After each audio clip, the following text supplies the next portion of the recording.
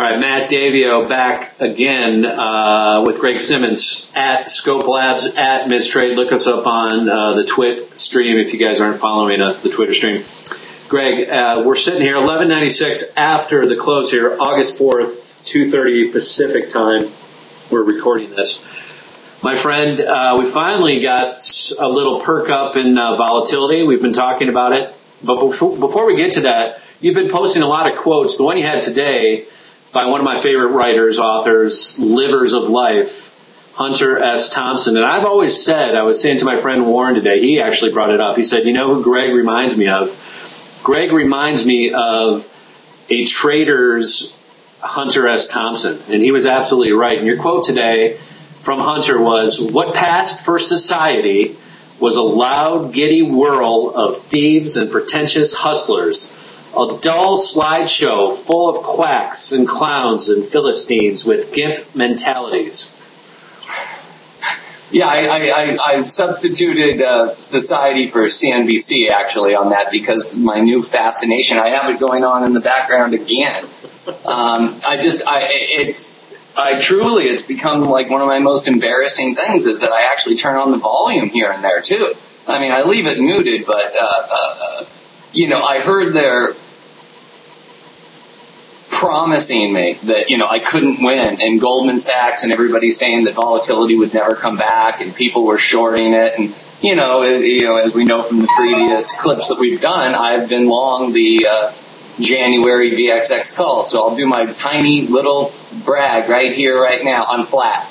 I came into them. I started a little early, probably 25. I bought it down into the teens. I just loaded up the options, and I'd done some writes against it. Then I quit writing and just said, I'm just going to roll the marbles, and this is it. This is going to be my kiss off. I give up on these, fake derivatives. I've been a hypocrite because I trash these ETFs, and then I go out and I trade them because I couldn't figure out a way to be long volatility.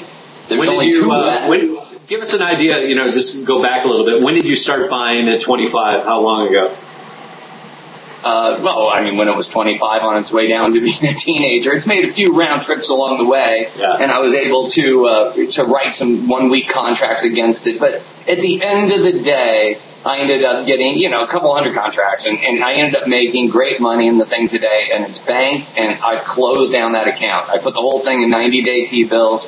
And I've just walked away from, I don't even know that I'm turning off my eye candy for the S&P. I posted on Twitter 2 days ago. You can go look before we broke 1285. I said if we take out 1285, we're going to go down to 1192. I mean, I put it. It's time stamped. Go look. I mean, it's not. I'm not making up a story here. You can independently verify. And I made the call, and we got it, and I got paid, and I'm done. And, I can sit and brag about that, but at the same time, let me be crystal clear. I'm just getting mangled on my short government, and I don't mind. And I can tell you why I don't mind, because I'm going to stay, and I'm going to add. You and I have talked about this infinitum offline about the treasuries, and you've got some spreads on that have been doing well for you and that are, a little bit more complicated than we have time for here and our viewers. However, basically, I've been saying, and I've said this to you, I've had no position really long-term on the treasuries more than trading-wise, and I've had no position in gold. And I will say to you right here, and I've been saying it loudly the last couple of days, I had no position in gold until today. I did put on, when it finally broke today with everything else, I said, you know what, I'm going to place my bet. Treasuries are right, and for now, and the gold is wrong. Gold's got to go lower right now with everything else, everything. So I think gold. I'm still long my physical gold and silver. I flirt with hedging it, but it's been going up with the treasury, so it's been largely hedging my mark-to-market beatings. Let me be crystal clear. I'm just getting run down with the truck. I mean, I'm short the 2 years outright. Forget all the 1030 and all my trading stuff, which has also helped offset the mark-to-market beat. But, my core position is net, short 2 years. I have good company, Michael Steinhardt and some other smart money that I actually respect. That just is good luck because I was just doing it anyway. I just think that, the best analogy, and I was just kind of thinking it through myself. When you bring up gold, here, I have a Byzantine This is, 500 AD, a Byzantine gold coin. I mean, I have, gold's been money for a long time. I just think that if they sell all asset classes, you'll have margin calls. This Paulson guy is, I think, I've gone on record saying this guy was a one-hit wonder with the subprime, and I think he was fed some inside information. And, I think you got some sweetheart deals. And, everybody thinks I go trash rich people. I bow to George Soros, the communist. I bow to Jim Simons, the best quant. I bow to Jim Rogers, who says he's not a good trader, and he's a great trader. He's a big liar. And, the guys that are great, I give all the props to. It's just Warren Buffett and this Paulson guy. I just don't believe it. I just, these guys are just, one-hit wonder sort of things. The premise I have on the governments, and it might work for you on the gold, short term, I might take a beat in it, but the best analogy, I guess, is we have 10 guys, we have 10 friends, right? And we have a poker game, a friendly poker game. Now, there is no such thing as a friendly poker game. Anybody that says there is a liar. Because I've seen fist fights break out over AC-doocy, all of a sudden it turns into junk poker. I've seen people bloody themselves up. I've seen more fist fights during AC-doocy when somebody posts. But let's be clear here. Everybody shows up to your house, Matt. We're going to make you the villain in this, okay?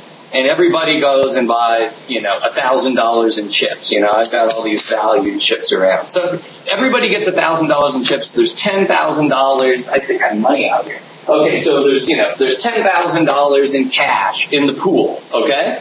So at the end of the night, Matt, you're the banker. Right. You have to pay out. Somebody ends up with the 10 grand. Let's just say that, the poker game is a freeze out. And somebody ends up winning. There's got to be $10,000. Right. What the government's doing with this debt ceiling and stuff, I'm incredulous that the Treasury market continues to do this parabolic run at the same time that the quality of their paper continues to decline. So it would be the same thing, Matt, as you saying, okay, I'm the banker. You run out of your $1,000 in chips and you go, you guys, I'm back in. You just surface with, oh, by the way, I still have chips. I have chips. I got plenty of chips. I'm back in the game. And so, that's what the government's doing is they're just coming forward and saying, I got more chips. Well, at the end of the poker game, the cash is not going to settle up with outstanding chips. Right. So, your credibility as the banker and the host of this game is going to become dangerous. And everybody talks about Japan. Yen, what do they call it? Yenvation or yen? People are talking about all these things. Listen, here's $50,000. Is this $50,000 real? It's all chopped up. It's all in a little thing. It's fake. It's what? People are going to come over to your house with guns and knives, and they're going to blast you for. They're going to come get you for robbing them. Now, I think if you're China or Japan or India or Russia or England or anybody else, we're the largest debtor nation in the world, and I'm not buying it. You went and got more chips. We raised the debt ceiling. You said, hold on. I'm going to go get some more chips. Yeah. You can't just keep bringing more chips to the game. At some point, there has to be a convergence of the bills being paid, of the game has to settle. Now, I asked you again before we came on air about the Getty, there's a couple Getty museums in SoCal, and the one on Malibu on PH Highway. And yeah, it's so beautiful. They have a little back room in that smaller, older museum. Smaller, it's huge, but it's the older museum. But in that, I drunk and almost fell in a fountain there, I think. But okay, it was a black tie thing. I got loaded there. That's a whole good food. That's a whole other story, which we are going to talk about in the future video, by the way, my friend. But getting, there's a room. Again, it's probably a 200 square foot room with currencies going back 5,000 years. And what was fascinating to me was not so much the fact that currencies went back that long worldwide, and they were mostly gold and coins and silver and paper and those types of things. But what's fascinating to me, what really fascinated me was the amount of hegemonies I think you saw in the Roman times. how many different currencies, and they were flipping currencies, and the pace, when you consider how slowly money traveled in the Roman times from 500. The Roman Empire didn't end up so good, right? Right. Of course. Right, it ended poorly. That's the analogy, but the interesting thing was how many different, basically, fiefdoms and kings that were out there collecting all these different taxes at the same time because money didn't travel and circulate the way it does now. But then I read an article this week, Greg, talking about, again, basically taking currencies back to that period of time. No fiat currency has ever lasted. And the average, the median number of years going back 5,000 BC is what do you think?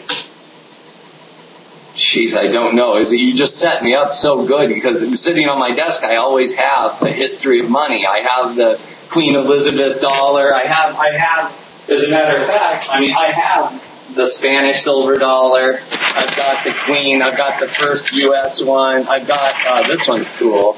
This is the, original, Victoria. Yeah, that one's cool looking. But here, I actually have a 600 BC Roman Alexander the Great coin. I leave these out on my desk to remind me that money is actually money.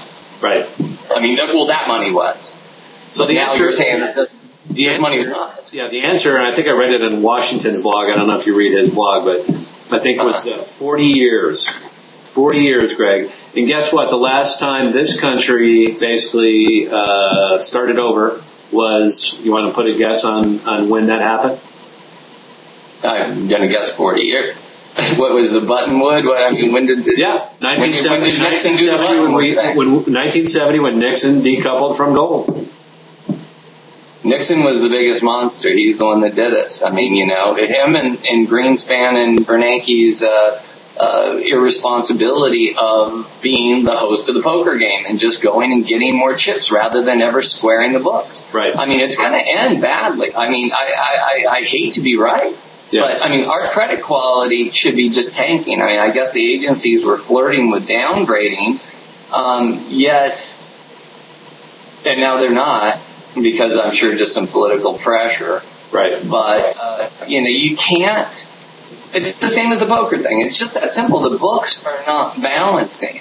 And there's going to come a spot where the credibility drops. I think they're going to have to devalue the dollar in our lifetime. We can't support the debt service even at these low rates. So at this stage, I would have said, if you would have asked me 2 months ago where price was, I would have said, absolutely, we will have a 2-term President Obama. Today, I say absolutely, he is a dead man walking into the last year here. Now that I didn't even know the guy's whole name until he'd been in for a year. I couldn't, I'm the least, most apolitical person. The person I know about is Bernanke and the Fed a little bit. And this creation of they keep saying debt bubble, it gets redundant, but, the internet bubble did bust. The stock market, synthetic bubble busted.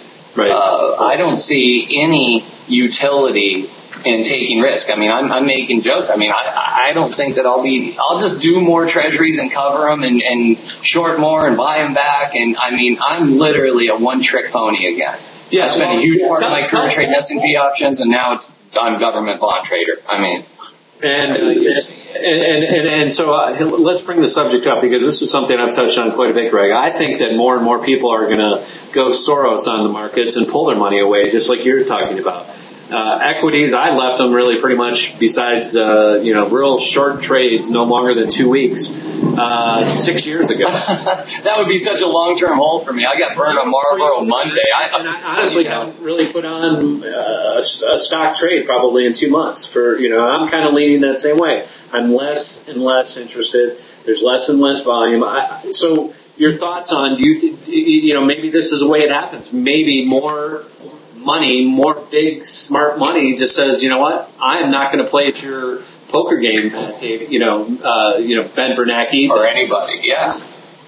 Well, I think that you're in a situation where, I don't know, that goes against your gold a little bit, but I mean, if it's just a trade, and the market gets hit and they need to raise money, I mean, you got Paulson down, 20 something plus %. Who knows where he's at today? Yeah. By the way, I didn't give you my risk. I didn't give you my risk on gold, but my risk on gold is we close over 17.10, that trade's over. So I'm only risking really, you're talking 3%.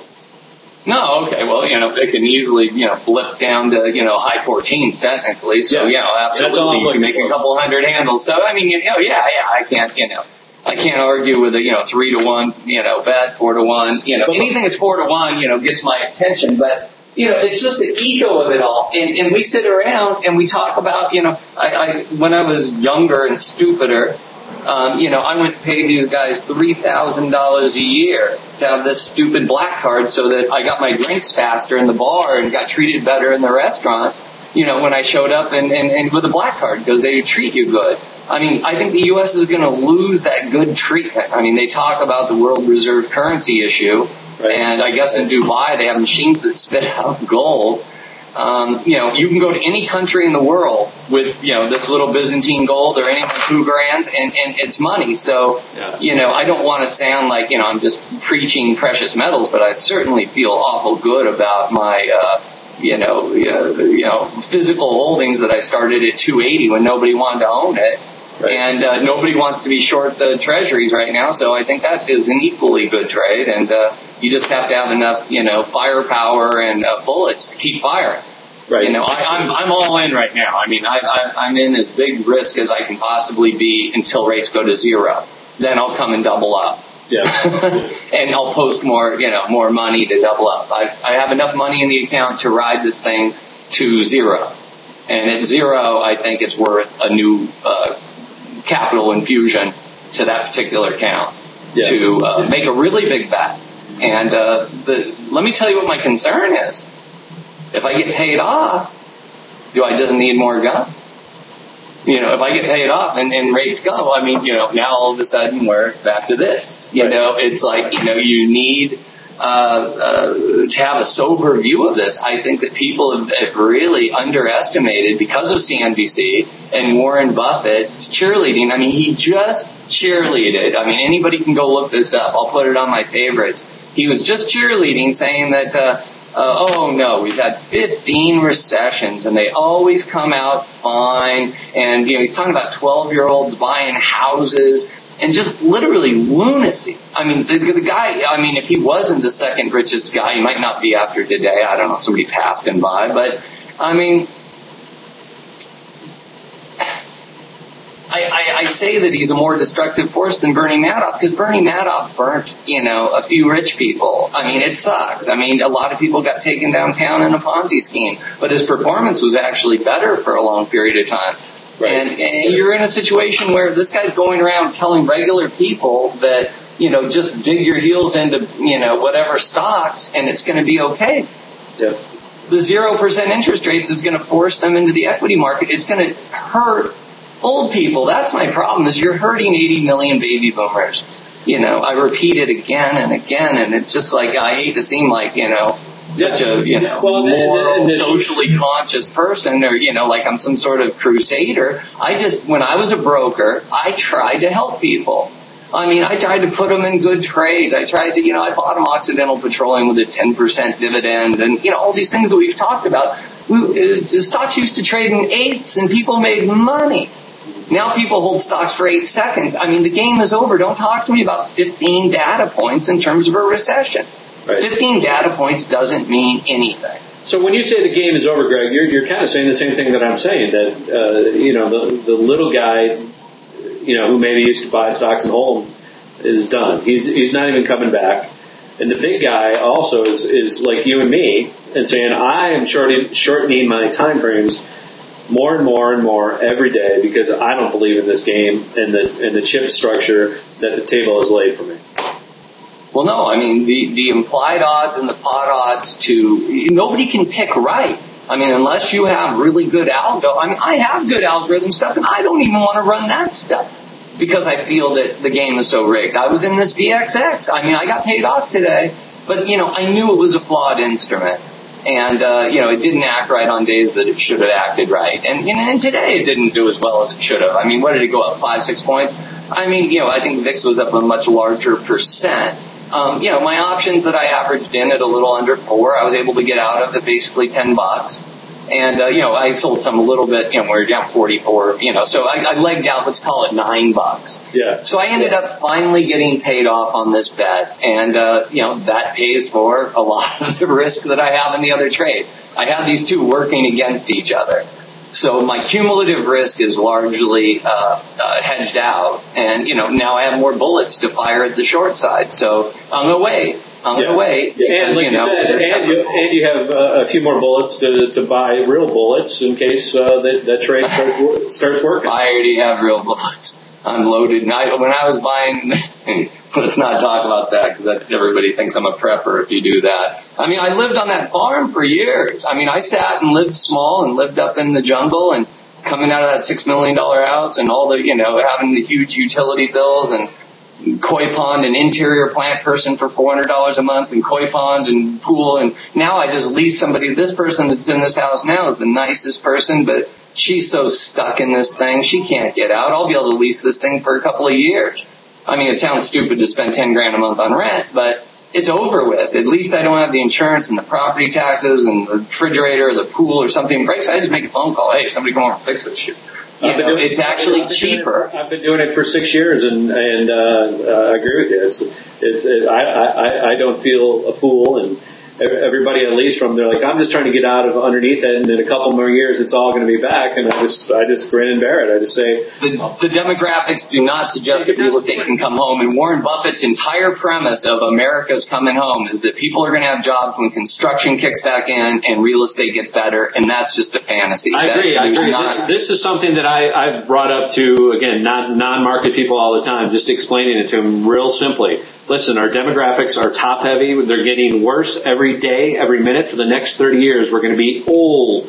We're going to be in 365 people turn 65 every hour. So here's the simple matter. They're not going to be buying houses. And they're going to be selling, Greg. So you're going to have, not only are there not buyers, but you're going to have more sellers. And you're going to have baby boomers who were buying the big monster saying, I want to dump my McMansion for a little 2-bedroom because I don't want to clean this. You're also going to have all the young people that went to spend all their money on student loans and college. They're going to be moving into those houses. You're going to be like in Hawaii. It's really common for 3 generations to be living underneath the same roof. I mean, they do this all the time here. I see it with my own eyes. Yeah. And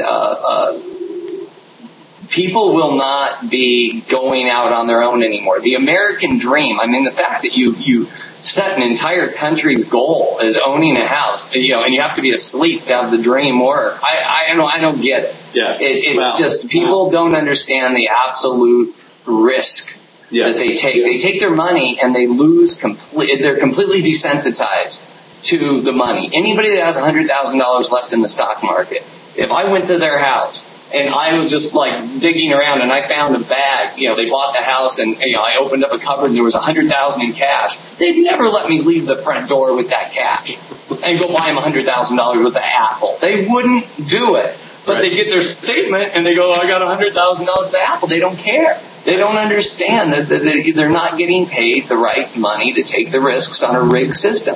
Yeah. The only way we're up here is these QEs help the stock market. Well, but Greg, that's what the QEs did. Greg, Apple has more cash than the U.S. government. Well, Apple, yeah. I mean, if there ever was a good company, I shouldn't trash Apple. They actually look really good. But, they have more cash than the government. I think I posted that. But, I look around and I just think of the game as like, I've been playing a lot of chess since online poker ended. And, I'm improving slowly. And I'm playing Silver Futurist, by the way. He's stomping me into oblivion. He's way better than me. The guy's like an expert or a grandmaster type level, but I'll learn, you want to get better, you play a better opponent. But when you look at the board, you're just pinned everywhere. There's just forks and pins, and that's why I literally today somebody was saying, should I get into this VIX now? I said, well, now I'm selling. Yeah, no, I know. Well, now they come to me and go, should I get in now? That's the mentality that throws me off so much. Yeah, I've been short the S&P 1340 down. I started getting out at 1250 and 1233 was a great level to exit your shorts. And if you left a bunch of money on the table, so be it. I bought everything but 3% of my short at 1201, and that was it. And, now people are asking me, should I get in? I'm like, you just missed the, 180 point move. Why would I tell you to get in now? Technically I just posted it. You have great support at 1192, which we're almost on. We hit 1150. We hit 93 on the button. That's what I was saying, 92 all day today. That was our number. Yep. Okay, 92, and then if like I said on 85, if that cracks, we go to 1233. If that cracks, we go to 92. Now we go to 1150. At 1150, if that cracks. Yeah, 1188 is your 50 retrace for the last 2 years. 1145 is your golden ratio, and that's for the last 2 years. You go back, if you want to take it back to the low of March of 09, you're looking at 370 points. 740 is what we've gone, basically top to bottom. 710, excuse me. So 355, that takes you down to 1,000. I think that everybody needs to, I say this every time. I said it in 2010, the thing that's still posted on my site, that you should be, 80% in cash and be trading 20% of your money, or have 20% precious metals. I mean, it looked too high then, but it still worked out for you. Yep. I saw Kramer say 20% in precious metals today. So, now I look at that gun, I want to shoot myself in the head. Here, I got this little toy lighter gun here. I'll use it. But, I hate when any of these people agree with me. I don't even have the Hunter S. Thompson version of CNBC in the background like you. I have a blank TV here with no cable feed into it, so I don't even do the Hunter S. Thompson version that you do anymore. I have to look. It's just too amazing to me, the level of again, they're the same thing. It's just another Warren Buffett scam to regular people. I mean, that's the problem. Is all the traders, you get beat, you place your bets. If you don't have your good money management, you go sign into the, World Poker Tournament, you spend your 10 grand. Play out your hand. You have 10 grand in the game. But, the people that, so they're taking terrible, terrible, terrible risks. A lot less risk now. If somebody wants to start buying the market at 1150, it might be a pretty decent bet. I think at 1150 down to 1,000, you're only talking about a 15% move, maybe somewhere in there. Yeah. Well, you're getting paid decent lot odds to get long down at 1150. If it holds. Right. But the gold, I don't know. I think that this Paulson guy and a lot of the guys that are left in Wall Street that didn't lose that didn't lose their jobs. They're probably going to hit the door. Everything's down for the year now. 5%. 5%. Yep. Is that right? I did not know that. Yeah, we opened at 1257. So 60 points. Let's call it 5%, 5.5. It's going to be interesting. This whole debt ceiling thing. You would have thought we got this drop into that. Instead, we were rallying. And I still think that, I don't know how long they can stretch these bonds out. I just don't see anybody that wants to lend us money when you just ran a bad poker game getting new chips. Right. The rest of the world doesn't want to lend us money at 0.26 or 0.27 for 2 years. Yeah. When we crashed in 08, 09, the 2 year was trading at close to 2%. So the yield curve is going to flatten. Yeah. I had a lot of people wanted to short the 30-year at 126 and asking me. I was like, no, you can't mess with the 30-year because if the market goes down, you're going to run away. Right. The yield curve will flatten. The yield curve was way too steep. Yep. So, I've been long 30s and trading it against 10s and stuff like that. So I wish I were right now. Yep. That spread trade is 5,800 now. I was trading it months ago at 300. It's 5,800. So the rubber band is stretched. That's my feeling, and I think the government will just go get some more chips. But it's not the right answer. That's all they've been doing is getting more chips and more chips. It's not going to. The cost of borrowing as your risk increases should go up, not down. Right. I mean, if somebody's on wobbly pins, that's what subprime was, is the people didn't have the ability to pay back the debt. We don't have the ability to pay back the debt. So listen, here's what I want to do. I want to end this right now, and I want to come back in the next couple days and week and talk a little bit, especially because I think trading's going to get a little slower here after this selling. We're going to slow down a little bit, as is wise that you sold your volatility options today. I agree with that move. Well, maybe unless we crash tomorrow, but it's just I don't need to get those last 30 handles out of the S&P. It's too risky for me. Exactly. So what I'd like to talk about, Greg, is why you're giving up the algos, how you designed your algos. Let's talk a little bit about your setup, your mechanics, and how you did that, and why you're giving it up.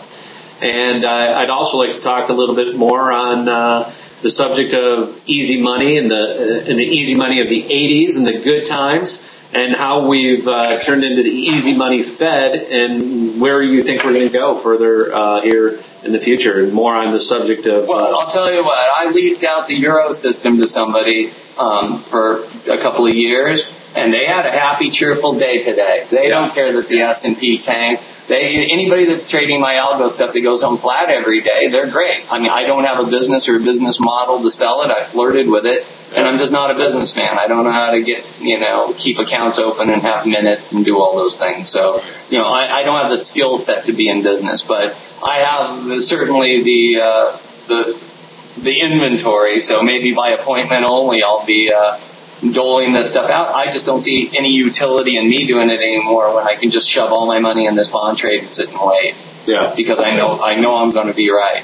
I mean, I'm not saying like Bill Gross or Warren Buffett. I'm not saying that I'm right. I'm just early. I'm telling you right now, I'm wrong. Yeah. I got mangled. I'm falling here. Where's that knife? I'm falling on my sword. I screwed up. If I were perfect, I would have shorted it all today and started the position here. Yeah, but Greg, you and I have been nothing but honest about that. You've always told us when you're underwater. I've always said when we've been underwater. Again, I've got nothing. But on this Twitter thing, this tweet deck, every single guy is right. This McCullough guy. No matter what the market's doing, he top ticked it and bottom ticked it. He has 30 analysts. You guys got to go look at a video. And he says he's got 30 people, and he's got this one guy in the background typing like this with two fingers. I mean, I need like 70 people if they have the efficiency rate of this McCullough guy. I mean, he's always right. I mean, he cracks me up. I mean, I don't know who he is or where he came from. Keith's a good guy, actually. I like Keith, and he's a friend. And I don't know. He sits around and talks about monkeys all day. Yeah. I don't understand half of what he says. All I know is if the market's up, he got long at the lowest print of the day. And he sold the top tick, and maybe I'm wrong. I'd love to see this guy's numbers. But I'll post my numbers. I'll post my tax return. I don't care.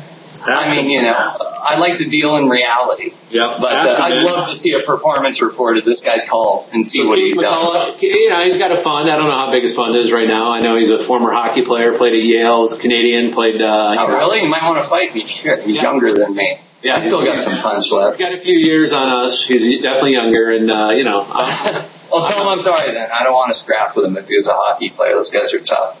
They are tough. I was just a simple boxer. Thunder Bay, too, way up there in northern Ontario, man. They're tough. All right, I hereby apologize, Keith. I take it all back.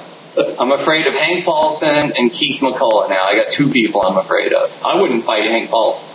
Hank Paulson scares me to death. Hank would tear you up, I think. He's tough. Yeah, I know. I'm afraid of Hank. Hey, on a softer note, what did you think of did you see the Too Big to Fail HBO movie? No. Andrew Sorkin's book, Too Big to Fail? Andrew Ross Sorkin? No. I've been reading fiction. Okay. I gave up on nonfiction. I've read something about some gorilla invisible nonfiction thing that was good. Sounds like a Michael Crichton book, yeah. I read, no, the gorilla thing is like they had the basketball player and then, they had a gorilla run through and nobody saw it because they were counting the passes. Just the things that people don't see, how the mind tricks you. It was a cool book. Are these the same gorillas that are related to the monkeys that Keith McCullough saw? Yeah, that's what I worry about. Maybe McCullough read that book too many times. But, I don't know. It was good that, we picked today to chat because, I find myself just in a one-trick pony world, and maybe I could help some people out with the algo stuff if they, I don't know. And, hopefully it helps them. Like I said, I only suggest that people take a small amount of their capital and spend it around during the day and give themselves a fighting chance to fight the zero rate. That's always been my premise. So, all right, Greg. So we're going to come back next week, and we're going to get back into this a little bit now that we're going to slow down a little bit here in August. I think you agree again, Mr. Oh yeah, I'll be around. Look, I got Kramer in the background on TV. He's telling us what happened today. I might turn on the volume. I'll see you later. All right, man.